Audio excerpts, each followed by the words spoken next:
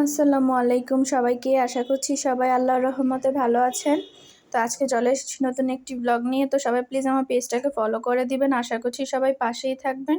তো এই যে এখানে আমি গরুর ভুঁড়ি পরিষ্কার করে নিয়েছি, আর এগুলো কিন্তু বাড়ি থেকে আসার সময় আম্মু দিয়ে দিয়েছিল। তো ভাবলাম আজকে রান্না করে ফেলি।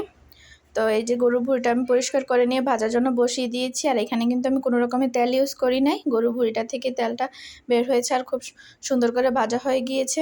তো এখন এটাকে কষানোর জন্য দিয়ে দিব। তো এখানে পেঁয়াজ কুচি দিয়ে দিলাম কিছু পরিমাণ। তো দিয়ে এখন সব রকমের মশলা দিয়ে গরুর ভুঁড়িটাকে কষিয়ে রান্না করব। আজকে কিন্তু পেঁয়াজ দিয়ে ভুনা করব। তো গরুর ভুঁড়িটাকে এখানে যে পেঁয়াজ আর রসুন বাটা আদা বাটা দিয়ে দিয়েছি। তো এখন গুঁড়ো মশলাগুলো দিয়ে দিব। তো সবাই প্লিজ আমার পেজটাকে ফলো করবেন। আশা করছি সবাই পাশেই থাকবেন। তো আমার আম্মুর থেকে এই রান্নাটা শিখে এসেছি। আম্মু কিন্তু এই রান্নাটা খুব সুন্দর করে, খুব ভালো করে। তো এই যে এখানে মরিচের গুঁড়ো, হলুদের গুঁড়ো, লবণ দিয়ে দিলাম। তারপর এখানে এখন দিয়ে দিব হচ্ছে ধনিয়া গুঁড়ো, জিরা গুঁড়ো। তো সবাই প্লিজ আমার পেজটাকে ফলো করবেন। আশা করছি সবাই পাশে থাকবেন। আর এখানে এলাচ, দারচিনি, তেজপাতা দিয়ে দিলাম। তো আমি কিন্তু এই রান্নাটা আমার আম্মুকে এইভাবে রান্না করতে দেখেছি, ওইখান থেকে শিখে এসেছি। আর আমার রান্না কিন্তু ওইরকম বেশি ভালো হয় না, তাই আজকে আমার আম্মুর রেসিপিতে রান্না করতেছি। তো সবাই প্লিজ আমার পেজটাকে ফলো করবেন। আশা করছি সবাই পাশেই থাকবেন। তো আম্মুর মতো তো হবে না জানি, তারপরেও চেষ্টা করলাম একটু। তো এই যে কষানো প্রায় হয়ে গিয়েছে, আমি অনেকটা ঝোল দিয়ে বসিয়েছিলাম। তো সবাই প্লিজ আমার পেজটাকে ফলো করবেন আশা করছি।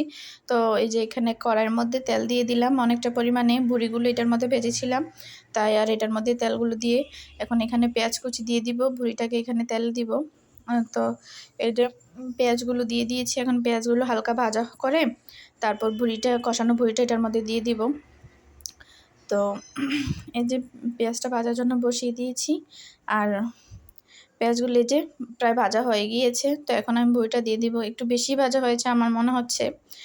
তো এখন কষিয়ে রাখা ভুঁড়িটা আমি এই পেঁয়াজগুলোতে দিয়ে দিব, আর কোনো রকমের ঝোল দিব না, জাস্ট কড়াইটা থেকে একটু ঝোল দিয়ে আমি ভুঁড়িটাকে ভুনা করে নিব। আর এই যে এইভাবে কিন্তু ভুঁড়িটা ভুনা হয়ে গিয়েছে, আর বেশি কিছু লাগবে না, আর ঝোলও বেশি দিব না, এটা শুকনো শুকনো রান্না করব। তো সবাই প্লিজ আমার পেজটাকে ফলো করবেন। আশা করছি সবাই পাশেই থাকবেন। তো এই যে ভুঁড়িটা প্রায় হয়ে গিয়েছে, আর এই যে আমি একটু ঝোল দিয়ে দিয়েছি, এখন ভুঁড়িটাকে ভুনা করে নেব। এই যে ভুঁড়িটা কিন্তু রান্না হয়ে গিয়েছে, অনেক সুন্দর কালার এসেছে। তো এখন আমি ভুঁড়ির সাথে খাওয়ার জন্য একটু পোলাও রান্না করে নিব। আরিশা কিন্তু পোলাওটা একটু পছন্দ করে, আরিশার বাবাও পোলাও পছন্দ করে। তো এখন একটা কড়াইয়ের মধ্যে তেল দিয়ে দিয়েছি, আর একটু পরিমাণে পেঁয়াজ দিব, বেশি দিব না, পোলাওটা আমি সাদা সাদা রান্না করব। তো যে পেঁয়াজটা হালকা হয়ে গিয়েছে, এখন 2টা এলাচ আর দারচিনি আর তেজপাতা দিয়ে দিয়েছি। তো এগুলো দিয়ে এখন পোলাও চালটা আমি ধুয়ে রেখেছিলাম, তো এটাকে দিয়ে দিলাম। তো সবাই প্লিজ আমার পেজটাকে ফলো করে দিবেন। আশা করছি সবাই পাশেই থাকবেন। তো এখন এই যে পরিমাণ মতো পানি দিয়ে দিয়েছি, এখন একটু লবণ দিয়ে পোলাওটা আমি রান্না করে নেব, স্বাদ মতো লবণ দিয়ে দিব। তো সবাই প্লিজ আমার পেজটাকে ফলো করে দিবেন আশা করছি। তো এই যে আমি পোলাওটা রান্নার জন্য বসিয়ে দিয়েছি, আর এই যে পোলাওটা রান্না হয়ে গিয়েছে, দেখেন অনেকটা ভালো আসছে। অনেক সময় পোলাও ভালো হয় না, আবার অনেক সময় একটু ভালোই হয়। তো আজকে পোলাওটা একটু ভালোই হয়েছে। তো পোলাও রান্না করা শেষ। তো এখন আরিশার বাবার জন্য ডাল রান্না করতে হবে। এই যে ডালটা সিদ্ধ হয়ে গিয়েছে, আমি এখানে টমেটো দিয়ে দিয়েছি, আর এখানে এই যে পেঁয়াজ রসুন ভাজা করে দিয়ে ডালটাকে তেলে দিয়ে নেব। আর সবাই প্লিজ আমার পেজটাকে ফলো করবেন। আশা করছি সবাই পাশেই থাকবেন।